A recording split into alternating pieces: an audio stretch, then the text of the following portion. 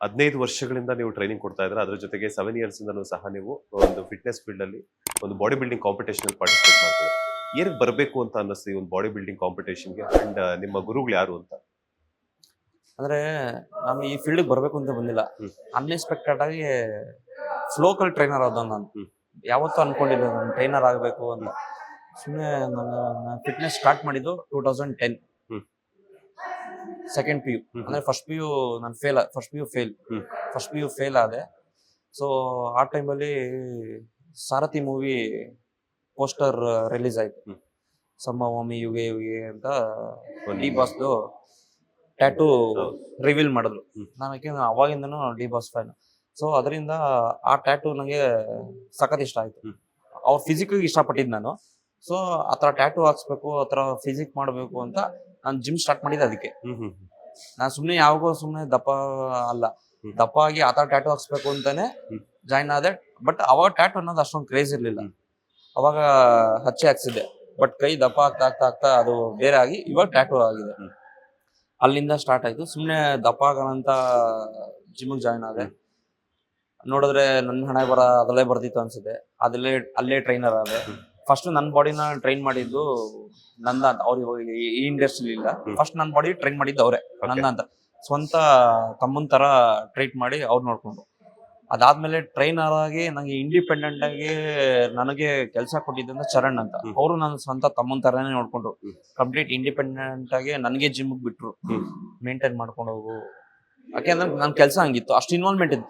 Unexpected ಆಗಿ ಎಲ್ಲಾ ಕೆಲಸಗಳು ಮಾಡ್ತಾ ಇದೀನಿ. ಮೆಡಿಕಲ್ ರೆಪ್ ಮಾಡಿದೆ, ಆಫೀಸ್ ಬಾಯ್ ಕೆಲಸ ಮಾಡ್ತಿದ್ದೆ, ಮತ್ತೆ ಟಾಟಾ ಡೊಕೊಮೊ ಕರೆನ್ಸಿ ಎಲ್ಲ ಹಾಕಿ ಅದ್ರ ಜೊತೆಗೂ ಬೆಳಿಗ್ಗೆ ಸಾಯಂಕಾಲ ಜಿಮ್ಮು, ಅದ್ರ ಜೊತೆಗೆ ಪೇಪರ್ ಆಗ್ತಾ ಇದ್ದಿದ್ದು. ಸೊ ಯಾವತ್ತೂ ನಂಗೆ ಈ ಕೆಲಸ ಬಿಡ್ಬೇಕು ಅನ್ಸ್ತಾ, ಬಟ್ ಬೇರೆ ಕೆಲಸ ಬಿಡ್ಬೇಕು ಅನ್ಸಿದ್ರು ಜಿಮ್ ಕೆಲಸ ಬಿಡಬಾರ್ದು ಅನ್ನಿಸ್ತಾ ಇತ್ತು.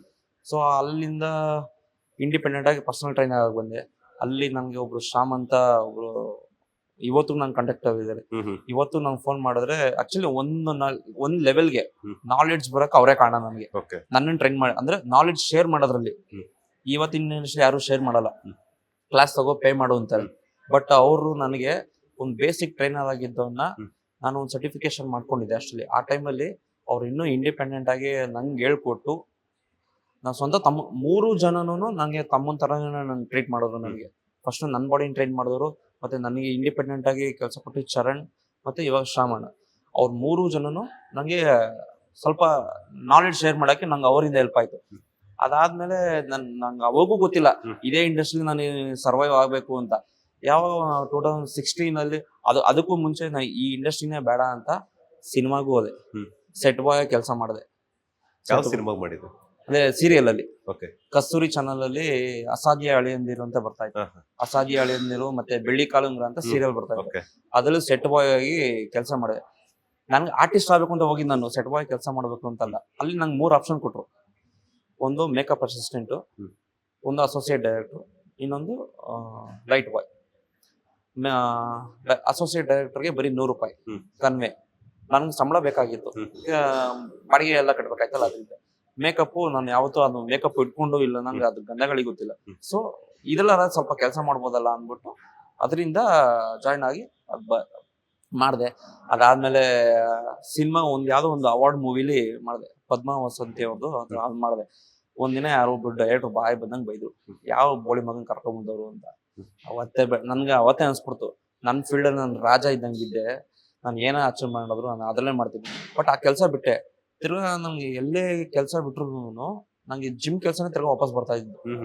ಇಲ್ಲಿ ಕೆಲಸ ಇದಾವ, ಇಲ್ಲಿ ಕೆಲಸ ನಂಗೆ ಅವಾಗೇ ಮಂದಟ್ ಮಾಡ್ಕೊಂಡಿದ್ದು. ನಾನು ಏನಾರ ಮಾಡಿದ್ರೆ ಈ ಇಂಡಸ್ಟ್ರಿಯೇ ಮಾಡ್ತೀನಿ. ಅಟ್ಲೀಸ್ಟ್ ಏನಾರು ನಂಗೆ ನಾಲೆಡ್ಜ್ ಇಲ್ವಾ ಫಿಟ್ನೆಸ್ ಇಂಡಸ್ಟ್ರಿ, ಅಟ್ಲೀಸ್ಟ್ ಎಕ್ವಿಪ್ಮೆಂಟ್ ಹೊಸ್ಕೊಂಡಾರು ಇದು ಬಿಡೋಣ ಅಂತ ಡಿಸೈಡ್ ಆದೆ. 2016 ಸಮ್ ಇನ್ಸಿಡೆಂಟ್ ಆಯ್ತು. ಅದಾದ್ಮೇಲೆ ನಾನು ಮಾಡಿದ್ರೆ ಹಠ ಬಿದ್ದು ಇದೆಲ್ಲ ಅಚೀವ್ಮೆಂಟ್ ಮಾಡಬೇಕು ಅಂತ ಕೂತ್ಕೊಂಡು 2017 ಪ್ಲಾನ್ ಮಾಡಿ, ಇವಾಗ ಎಲ್ಲ 3 ತಿಂಗಳು ಅಂತಾರಲ್ಲ, ನಾನು ಪ್ಲಾನ್ ಮಾಡಕ್ಕೆ 1 ವರ್ಷ ತಗೊಂಡಿದ್ದೀನಿ ಬಾಡಿ ಬಿಲ್ಡಿಂಗ್ ಮಾಡ್ಬೇಕು ಅಂತ. 2017 ಪ್ಲಾನ್ ಮಾಡಿದೆ, 2018 ಮಾಡಿದೆ. ಬಟ್ ಅಡೆತಡೆಗಳು ಬಂತು ಸ್ವಲ್ಪ. ಹಂಗೆ ಅಂದ್ರೆ ನಾನು ಏನೋ ಮಾಡ್ತೀನಿ ಅಂದಾಗ ಇವಂಗೆ ಇವೆಲ್ಲ ಬೇಕಾ, ಇವ್ನ ಏನೋ ಮಾಡ್ತಾನಂತೆ, ಏನೋ ಕಿತ್ತುಗುಡ್ಡೆ ಆಗ್ತಾನಂತೆ, ಅವೆಲ್ಲ ಮಾತು. ಸ್ವಲ್ಪ ಆ ಟೈಮಲ್ಲಿ ಮೆಂಟಲಿನೂ ವೀಕ್ ಇದ್ದೆ. ಮೆಂಟಲ್ ಅಷ್ಟೊಂದು ಸ್ಟ್ರಾಂಗ್ ಇರಲಿಲ್ಲ ಸಮ್ ಇನ್ಸಿಡೆಂಟ್ ಆದ್ಮೇಲೆ.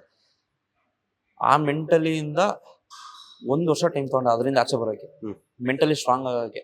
ಯಾಕೆ ಮೆಂಟಲ್ ಹೆಲ್ತ್ ಎಷ್ಟು ಇಂಪಾರ್ಟೆಂಟು ಅಂದ್ರೆ ನಮ್ಗೆ ಏನು ಮಾಡಕ್ ಬಿಡಲ್ಲ, ನಾವ್ ನಮ್ ಗೋಲ್ನ ಸಿಟ್ ಹಾಕ್ಬಿಡುತ್ತೆ.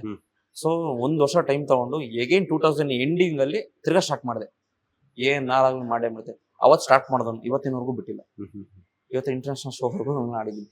ಯಾವುದೇ ಕೆಲಸ ನಾವು ಒಟ್ಟಿನ ಫಿಕ್ಸ್ ಆಗ್ಬಿಟ್ಟಿದ್ದೀನಿ, ನಾನು ಸಾಯೋವರೆಗೂ ಟ್ರೈನರ್ ಆಗಿದೆ. ನಾನು ಇನ್ನೊಬ್ರು ನಂಗೆ ಗೈಡ್ ಮಾಡಕ್ಕೆ ಇಷ್ಟ. ನನಗೆ ನನ್ನ ಬಾಡಿ ನಾನು ಟ್ರೈನ್ ಮಾಡ್ಕೊತಾ ಇರ್ಬೇಕು, ಇನ್ನೊಬ್ರನ್ನ ಗೈಡ್ ಮಾಡ್ಬೇಕು. ಸೊ ಇರೋವರೆಗೂ ನಾನು ಇದೇ ಫಿಸಿಕ್ ಮೇಂಟೈನ್ ಮಾಡ್ಕೊಂಡಿರ್ಬೇಕು ಅನ್ನೋದೇ ನನ್ನ ಆಸೆ. ಲೇಟೆಸ್ಟ್ ಹಾಗೂ ಇಂಟ್ರೆಸ್ಟಿಂಗ್ ಸುದ್ದಿಗಳಿಗಾಗಿ ಬಾಸ್ ಟಿವಿ ಕನ್ನಡ ಚಾನೆಲ್ನ ಸಬ್ಸ್ಕ್ರೈಬ್ ಮಾಡಿ. ಹಾಗೆಯೇ ಬೆಲ್ ಐಕಾನ್ ಪ್ರೆಸ್ ಮಾಡಿ. ಇದರ ಜೊತೆಗೆ ಫೇಸ್ಬುಕ್, ಇನ್ಸ್ಟಾಗ್ರಾಮ್, ಎಕ್ಸ್ನಲ್ಲೂ ಮಿಸ್ ಮಾಡದೆ ಫಾಲೋ ಮಾಡಿ.